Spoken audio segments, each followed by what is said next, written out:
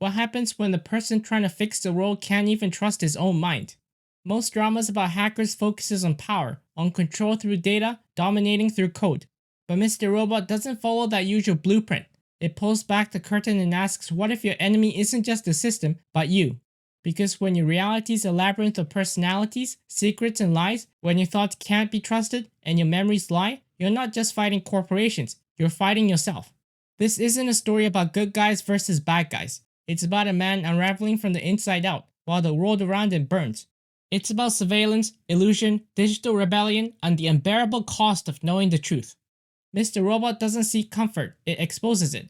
And in that exposure, it forces us to confront the question we spend our lives avoiding. If control is an illusion, what's left?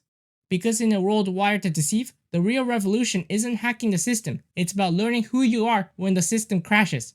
So if you're new here, make sure to hit the subscribe button and check out my other videos after this one. And now without further ado, let's explore Mr. Robot. Chapter 1. The Illusion of Control. The dark reality of things is, we're never in control of our life.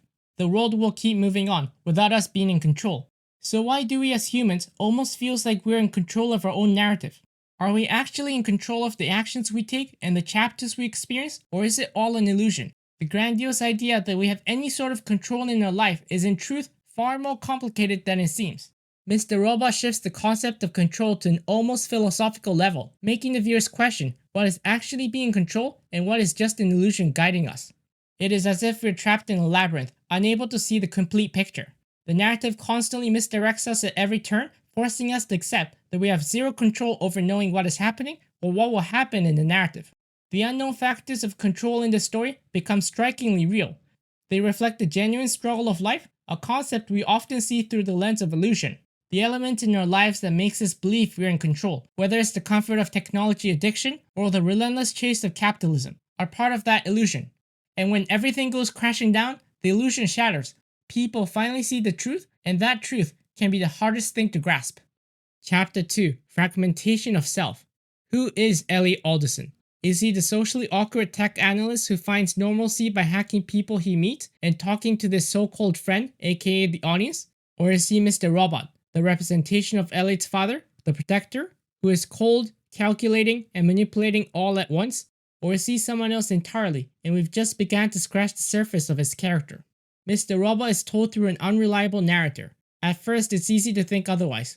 It appears to be a perfectly captured narrative of Elliot's life, working for a cybersecurity company that has massive corporations as clients. Even though Elliot is willing to protect their networks, he despises the capitalistic nature of the corporations he served. This duality is compelling. How does someone navigate the paradox of protecting the very system they loathe? As the series unfolds, we begin to see how truly unreliable Elliot is. Massive chunks of the narrative are skipped between scenes and episodes, and his recollection often feels like deliberate misdirections. We know he's either hiding something, or one of his alternate personalities has taken over, blinding us to the reality of his actions. This inability to trust the protagonist becomes one of the key reasons the audience stays invested. It's not just about plot, it's about unraveling the mysteries born from this distortion of truth. We're constantly on the sidelines questioning what's really happening, only ever given fragments of the actual events instead of the complete story. In a sense, as Elliot communicates with us, the audience, we become one of his identities, an unseen subconscious observer of his life. But because of that closeness, we too are kept from the full narrative. And yet the question lingers, who is the true Elliot Alderson? Is it the version we followed throughout the series, or is there an alpha self buried deep within his subconscious that we as the audience are somehow the bridge to? Chapter 3. Chronology Collapses. When you have a narrator as unreliable as Elliot Alderson, the concept of chronological events collapses. Whether it's about actual locations of scenes or significant events being skipped entirely, it's often because Elliot, or one of his alternate personas, is hiding them from us. Throughout the series, Elliot struggles to control his sense of self. Sometimes it's Mr. Robot, other times it's a personality he doesn't even know exists. As a result, the timeline of events always feels disjointed, almost as if critical pieces are missing. This distortion forces us to accept that the show's chronology will never follow a traditional structure. In any narrative, the time and place of an event matters. With Elliot, we're often given one or the other, or neither. Each scene we witness demands close scrutiny to determine whether it's real or another projection of Elliot's fractured psyche. This technique becomes a powerful narrative strategy, allowing the writers to manipulate our perception just as Elliot manipulates his own. Amid all the misdirections surrounding Elliot's personality, one moment in particular encapsulates how broken the show's chronology truly is. Nearly the entire second season shows Elliot moving back in with his mother. This felt strange, especially given how much work he should be doing after the chaos unleashed by his alternate self and Tyrell Wellick in Season 1. Why was Elliot back home, and where is Tyrell? These were the questions we asked, especially as the story took darker turns. Eventually, the truth was revealed. Elliot had been incarcerated the entire time. The routine and events we saw were part of a mirage he crafted to make it seem like he had simply moved back home. This unsettling level of narrative control, where Elliot can manipulate what we saw more than even the writers, forces us to ask a deeper, more fundamental question.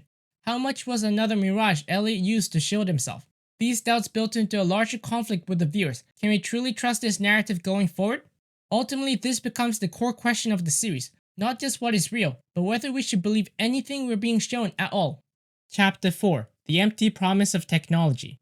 Technology, even in its rawest forms, has always been a double-edged sword. While it carries the perception of social improvement, it simultaneously changes the fabric of that society, sometimes for the better, and other times for the worst. Mr.Robot becomes the culmination of what technology can achieve, both its benefit and its danger.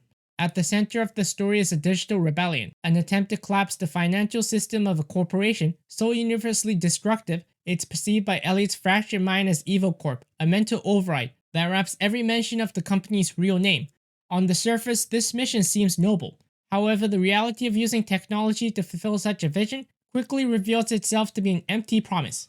The hack the F Society orchestrates is intended to liberate people from the crushing debts imposed by Evil Corp. This debt had rendered them submissive, relying on the very institutions that kept them shackled. The erasure of capitalistic control was meant to inspire a new societal awakening, a rebirth through digital liberation. Yet what was promised as hope turned out to be a mirage. Instead of delivering freedom, the act exposed the bleakest corners of modern reality. It revealed that the liberation we often associate with technology is nothing more than a seductive illusion. There is always someone else in the shadow pulling the strings. Technology presents the appearance of control, but in truth, it deepens our entrapment. The system we depend on are in fact manipulating us. They study, surveil, and anticipate our every move, all while convincing us we are free. F Society's mission to destroy this mechanism only underscores how deeply entrenched it truly is. Chapter 5. Revolution is not a reset. Every revolution promises change, a change in the system, governance, and leadership. However, the act of revolting alone isn't enough.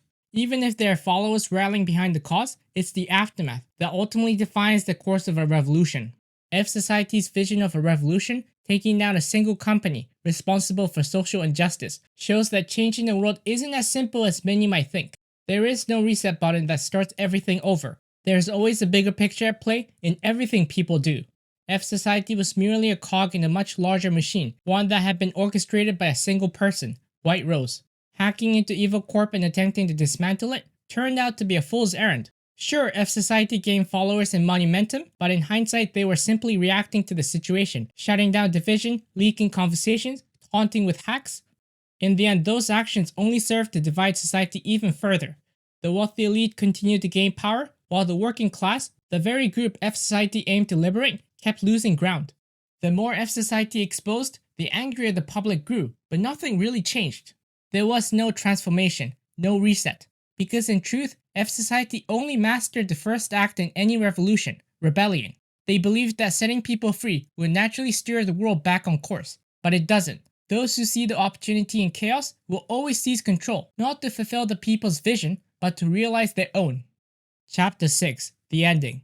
Once again, I have to ask, who is Elliot Alderson?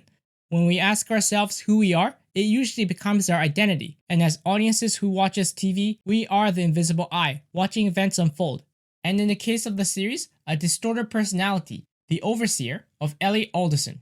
And yet there were others, the replaced father figure, Mr.Robot, and there was two more, the mother and his younger self, who seemed to have been created so that Elliot could, in his own distorted ways, have a family once again. However, as Elliot and Darlene manages to set things right, finally freeing people from the societal overlords that made millions by exploiting them, it becomes clear that the Elliot we have been following might be something else entirely. The obsessional nature that defined him, and his need to fix the wrongs around him. That was how he was introduced to us, exposing a cafe owner's criminal dealings. It was as if he was trapped in a loop of code with only one directive, to expose the world's wrongdoing at all cost. And yet he always had us, as the Overseer, to watch every action he took in hacking and revealing the dark sides of those he deemed corrupt. The list of wrong he corrected kept growing.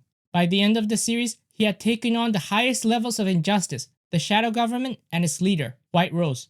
And yet just when we thought we could finally stop overseeing his actions, he doesn't stop. The final personality, the Mastermind, was revealed. This personality was created with the best intentions, to lock the real Elliot's personality into a simulated world where everything was perfect. A safe mental space where the real Elliot wouldn't have to face the outside world while this persona did the dirty work. Keep exposing the world's wrongdoings. The belief that bad things are bound to happen remains the one thing the Mastermind could think about. Eventually, by confronting the most dangerous foes, the Mastermind is forced to face the truth, to let go, and allow the real Elliot to return. But when the truth surfaces, when even this Mastermind must let go, it's not peace we feel, it's vertigo. Because the presence we thought was us, the one guiding the story, wasn't a narrator. It was another shell, another safeguard, another illusion. And that code that kept running until it no longer can, it vanishes, back into the ether of Elliot's fragmented psyche, allowing the true self to finally take control. And yet, as the Overseer, we aren't erased, we're stranded, forced to witness the wreckage left behind by the Mastermind's good intentions. Angela is gone, the world wouldn't go back to what it was. The illusion is broken, but so is everything else. And in that final moment, as the code dissolves, we realize we weren't there to guide Elliot, we were there to bear the weight he couldn't. And as the illusion fades, and the true Elliot takes reign, we're left not with answers, but with the haunting truth that some stories aren't meant to guide us, they're meant to change us.